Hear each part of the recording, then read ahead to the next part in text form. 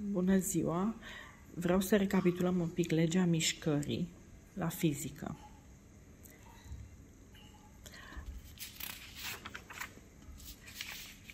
Deci, mișcarea rectilinie și uniform. Rectilinie înseamnă că mișcarea are traiectorie o linie dreaptă. Uniform înseamnă că viteza este constantă, adică mobilul parcurge distanțe egale în unități egale de timp. Deci își menține aceeași viteză constantă. Care este legea mișcării?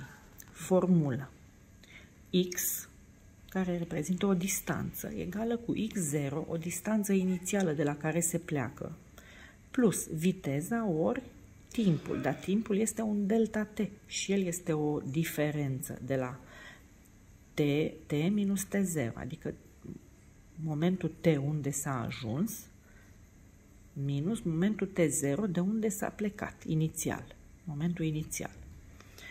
Care expresie se mai poate scrie și așa, x egal cu x0 plus v viteza pe lângă, adică înmulțit cu t minus t0. Reprezentarea unei axe, reprezentarea pe o axă a mișcării. Dacă se pleacă de la momentul 0 sau O, punctul O inițial, de referință. Asta e, este originea axei. Se pleacă de la un moment T0, care poate să fie și el în originea axei. Adică momentul T0 poate să fie 0 sau să fie un anumit moment inițial, de unde se pleacă și se ajunge la momentul T. Distanța parcursă este aceasta, care este x, distanța de la originea O până în momentul prezent, x minus x0, distanța de la origine până în momentul t0 inițial, când s-a plecat. Deci este x minus x0, delta x. Delta t este t minus t0, t minus t0. Deci viteza cine este? Delta x supra delta t, distanța parcursă supra timpul parcurs, într-un interval de timp. Graficul mișcării. O lege a mișcării ne arată cum depinde ordonata în funcție de timp, care va fi abscisă. Deci vrem să reprezentăm legea mișcării într-un sistem de două coordonate.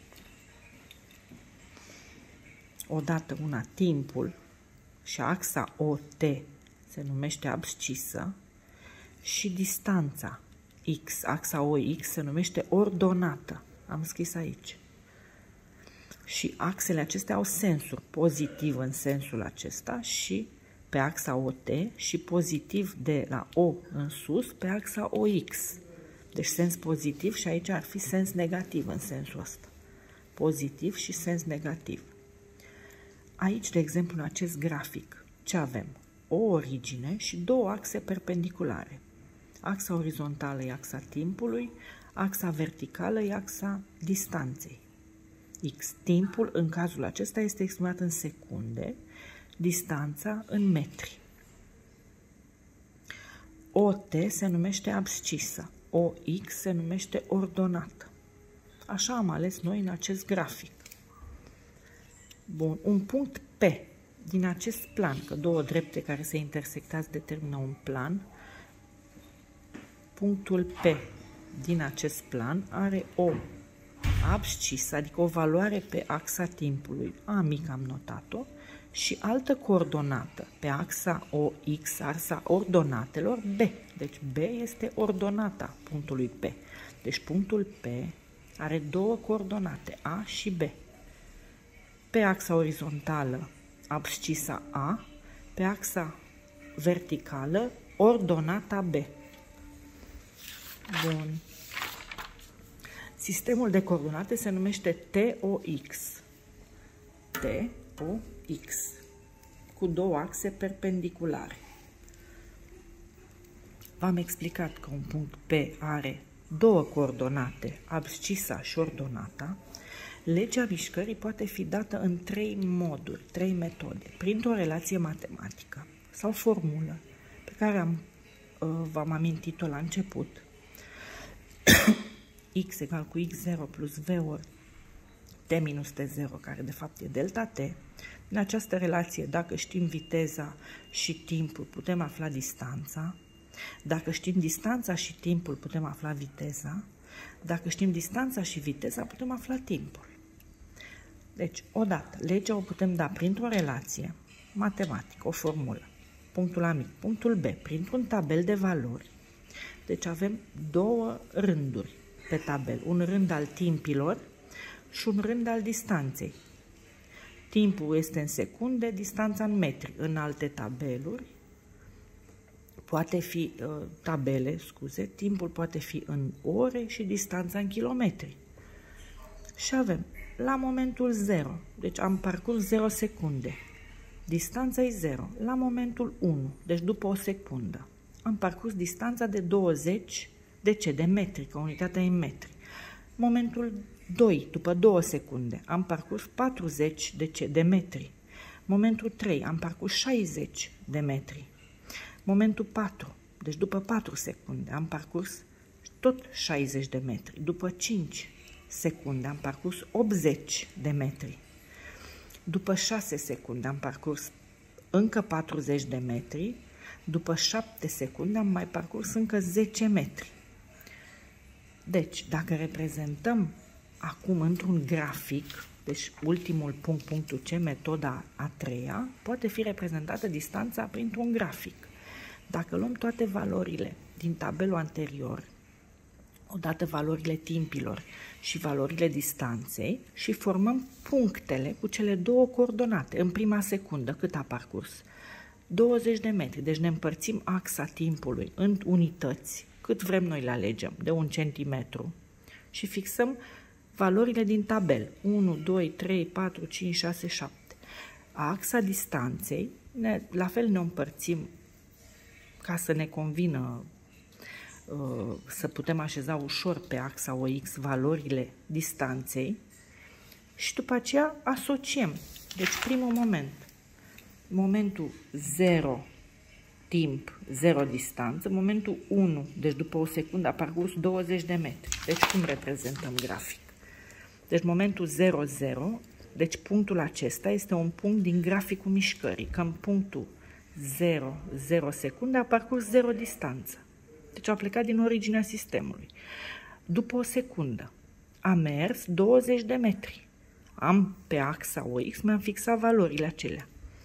20 de metri înseamnă că unesc punctul de pe axa OT, deci la momentul de o secundă, mă duc cât a parcurs? 20 de metri. Deci acesta este un punct care are coordonatele în timp o secundă și în spațiu, cât distanță, 20 de metri. Deci punctul B va fi punct de pe graficul mișcării. După aceea, după 2 secunde, a ajuns în punctul C, la 40 de metri, da? Uite, așa am și zis, că a ajuns în punctul C, 40 de metri. Și la fel, 3 cu 60, 4 cu 60, 3, 60 de metri, 4, tot 60 de metri. Deci nu s-a mai deplasat. În momentul ăsta este momentul de repaus, când viteza este 0. Dacă axa este orizontală, paralelă cu timpul, înseamnă că în timp n-am mers nici în distanță. Da? În timp am stat, practic, timpul a avansat de la 3 secunde la 4 secunde, dar eu ca distanță n-am urcat, n-am coborât. Deci este momentul de repaus. La fel, de la E la F, văd după 5 secunde la ce distanță. Ce distanță a ajuns. Și așa pot să fac acest grafic. Graficul se obține prin unirea acestor puncte. Și obțin o linie. De ce? Pentru că mișcarea este considerată o dreaptă. O să învățați mai târziu că o să avem și altfel de mișcări, curbe. Dar acum de acestea le unim punctele prin linie dreaptă. Le-am unit. Acum putem să aflăm viteza pe fiecare porțiune.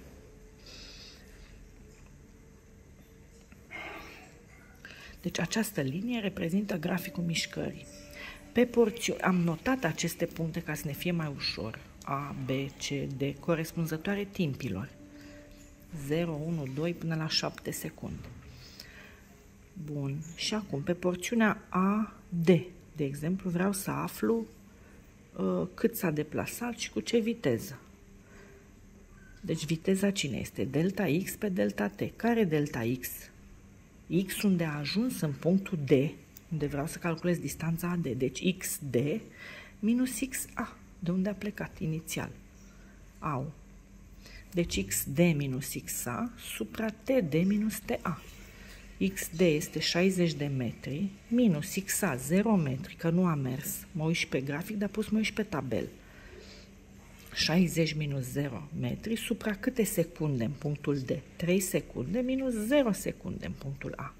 Și am obținut 60 supra 3 metri pe secundă, adică 20 de metri pe secundă, viteza. Pe porțiunea BC, viteza este cine? XC minus XB, adică un delta X supra un delta T, TC minus TB. Adică XC în momentul C, în punctul C, cât e X-ul? X-ul, mă uit pe axa OX, asta este axa OX. X-ul, în momentul C, este 40. Deci 40 minus momentul B, cât e X-ul? 20. 40 minus 20 supra 2 secunde minus o secundă. Între C și B am mai făcut o secundă. 2 minus 1. Și mi-a dat 20 de metri pe secundă. Tot așa, în continuare, am aflat celelalte distanțe și viteze. Pot să corespund. Vă uitați voi mai bine pe foaie și unde nu înțelegeți, mă întrebați. Vă trimit și pozele. În momentul în care am mers pe grafic în jos, înseamnă că am mers în sensul negativ al axei OX. Deci axa OX, ăsta e sensul pozitiv, de asta ăsta e sensul pozitiv. Deci eu dacă am mers în jos de la F la G, înseamnă că am o viteză negativă. Înseamnă deplasarea înapoi. Deci o să vedeți că o să obțineți viteze negative la un moment dat. Uitați aici, pe porțiunea FG, viteza este XG minus XF, care este 40 minus 80. Uitați-vă, XG-ul, mă uit aici, este 40 minus XF-ul, care e 80. Deci îmi dă 40 minus 80, ne dă minus 40.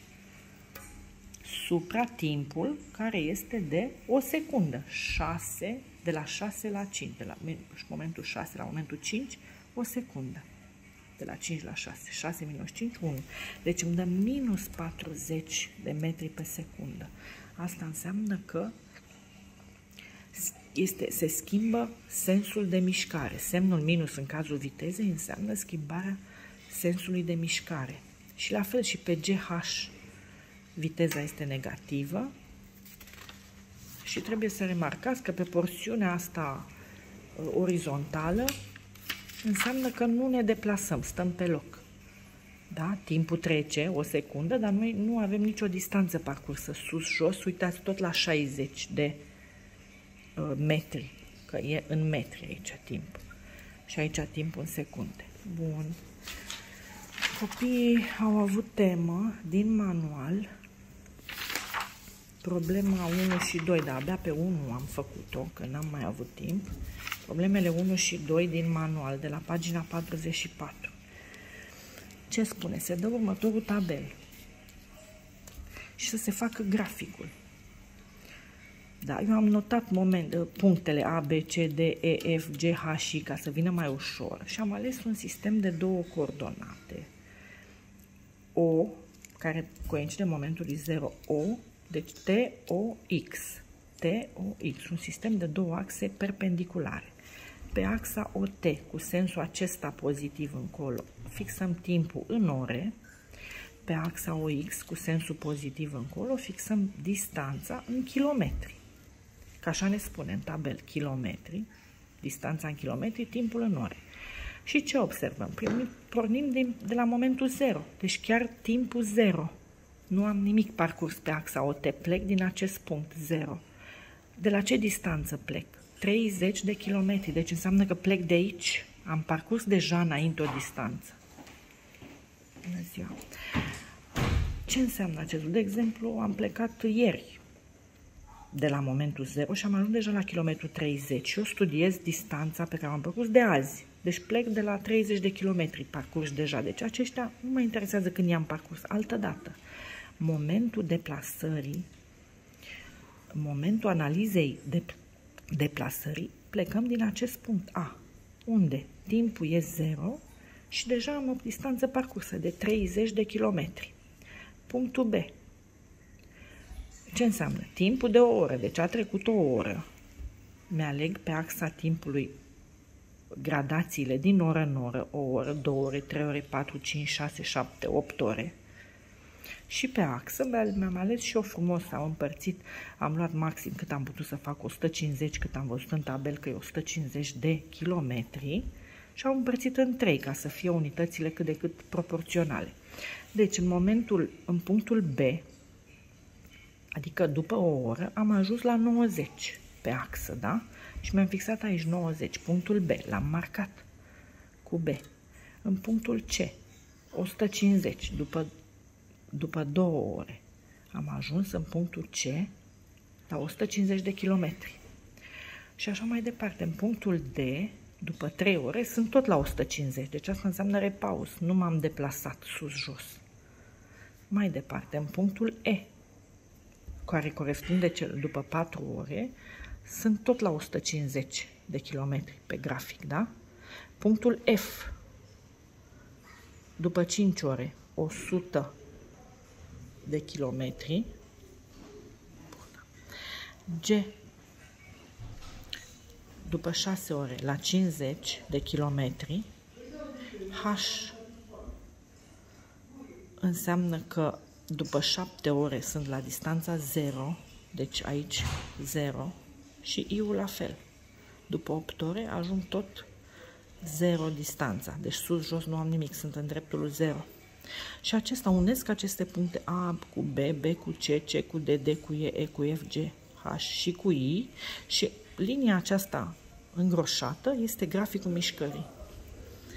La punctul B aveți un alt tabel și aveți un timp inițial, un timp final și o viteză care e completată doar prima coloană. Voi trebuie să completați următoarele viteze și să aflați și distanța totală, adică la fiecare porțiune să aflați distanța parcursă și să le adunați.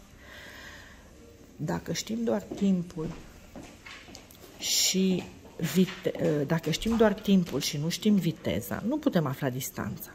De aceea m-am gândit că trebuie să ne uităm la tabelul de la punctul A și să luăm valorile distanțelor parcurse la punctul A.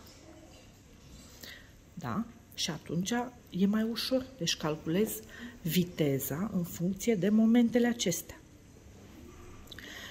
Și cum fac? Ne spune așa, momentul inițial 0, momentul final 1. Deci a plecat de la 0 ore la o oră. Și îmi spune că viteza e de 60 de km la oră. Acum mă uit de la o oră la 2 ore. Și să văd, ori mă uit la ce distanță, deci întâi ca să aflu viteza trebuie să aflu distanța și mă uit pe graficul făcut. De la 1 la 2, de la o oră la 2 ore, da, văd ce distanță a parcurs. Păi la 1 eram în punctul B, la 2 sunt în punctul C, deci de la B la C, ce distanță a parcurs? De la 90 până la 150. Deci 150 minus 90 fac 60, da, de kilometri, într-o oră, de la 1 la 2 într-o oră. Deci, practic, eu știu distanța într-o oră. Ca să aflu viteza, trebuie să scriu 60 de kilometri.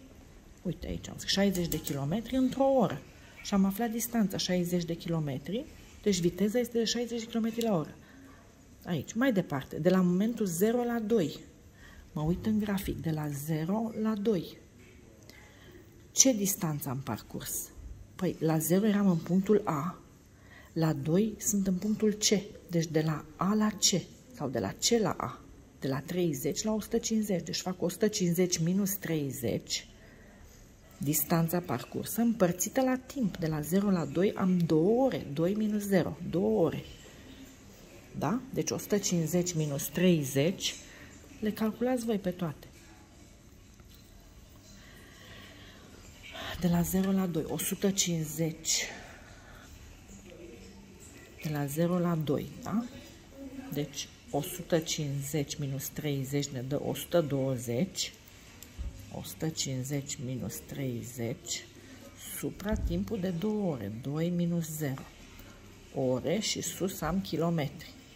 Deci cât ne dă? 120 de kilometri supra 2 ore. Deci cât e distanța? 60 de kilometri la oră. Și am scris distanța 120, 60 de km la oră. La fel completați voi. Vă uitați în grafic de la 5 la 6, de la 6 cât vă cere. Aici vă cere de la 4, de la momentul inițial 4 la momentul final 7. Vă uitați în grafic de la 4 la 7 ce distanță am parcurs. Câte ore, că în ore. De la 4 la 7, 3 ore. Ce distanță? Și continuați voi tabelul. Și problema 2, mă uit pe ea, dacă am timp, o fac.